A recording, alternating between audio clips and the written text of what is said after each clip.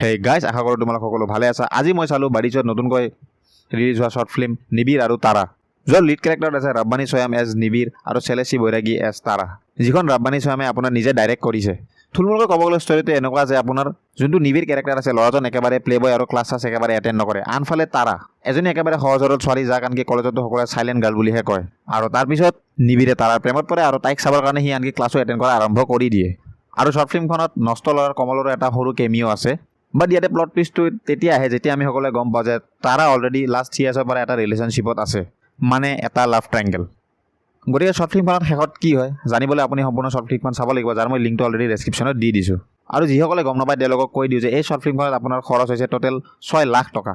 আৰু অসমীয়া short film এখন ইউটিউবত 6 লাখ টকা খৰচ কৰি বনোৱাটো এটা সঁচাই মানিবলগীয়া পদক্ষেপ। কিন্তু ইয়াত প্ৰশ্নটো হ'ল যে 6 লাখ টকা খৰচ কৰি যে এই শ্বৰ্ট ফিল্মখন বনাইছে, সেই হিচাপে এই ফিল্মখন আপ টু দ্য মাৰ্ক হয়নে নহয়? পাৰ্চনেলি যদি মোক সোধে মই ক'ম যে অভাৰঅল গোটেই শ্বৰ্ট ফিল্মখন এভাৰেজ আছিল ইন টাৰ্মছ অফ ষ্টৰি, কাৰণ ষ্টৰিটো প্ৰায় আপোনাৰ প্ৰেডিক্টেবল হয়। কিন্তু গোটেই শ্বৰ্ট ফিল্মখনৰ আপোনাৰ চিনেমেটোগ্ৰাফী আৰু এডিটিং একদম টপ নচ লেভেলৰ। আৰু মোৰ যদি ভুল নহয় গোটেই শ্বৰ্ট ফিল্মখনত 4 বা 5টা গানো আছে। আৰু গোটেইকেইটা চৰিত্ৰৰ যিটো অভিনয় সেয়াও আপোনাৰ বহুখিনিয়ে ভাল আছিল। আৰু কেৰেক্টাৰকেইটা প্ৰত্যেকটো এক্টৰ যিটো আপোনাৰ পাৰ্চনেলিটি ন, তাৰ লগত একেবাৰে আপোনাৰ পৰা মেচ কৰি যায়। আৰু বিশেষকৈ আপোনাৰ গোটেই চিনেমাখনত তাৰাৰ যিজন বয়ফ্ৰেণ্ড থাকে, যাক একেবাৰে আপোনাৰ টক্সিক আৰু পজিটিভ হিচাপে দেখুওৱা হৈছে, তাৰ এক্টিংটো আপোনাৰ ইমানে ভাল হৈছে যে আপুনি স্ক্ৰীণত দেখাৰ লগে লগে পাৰিলে গৈ কিনে 2 ঘোচা মাৰি দিবহে মন যাব।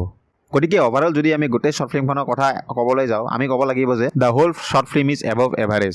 কিন্তু চাওক, প্ৰেমৰ পাকঘৰৰ নিচিনা আপোনাৰ শ্বৰ্ট ফিল্ম চোৱাৰ পিছত এক্সপেক্টেশ্যনবিলাক সঁচাকৈ অলৰেডি হাই হৈ যায়। গতিকে আমি এজ এ অডিয়েঞ্চো তেনেকুৱা ধৰণৰ কিবা এটা ষ্টৰি টেলিঙৰ কণ্টেণ্ট এক্সপেক্ট কৰোঁ। আৰু মই বাৰে বাৰে কৈ আছোঁ, ক'ৰবাত যদি মোৰ এই নিবিৰ আৰু তাৰ শ্বৰ্ট ফিল্মখন লেক কৰা যেন লাগিছে, সেয়া হৈছে ইন টাৰ্মছ অফ ষ্টৰি, যিটো কোৱাইট প্ৰেডিক্টেবল আছিল। কিন্তু তাৰ বাহিৰে এক্টিঙৰ পৰা এডিটিঙৰ পৰা চিনেমেটোগ্ৰাফী লৈ গোটেইখিনি পাৰফেক্ট আছিল।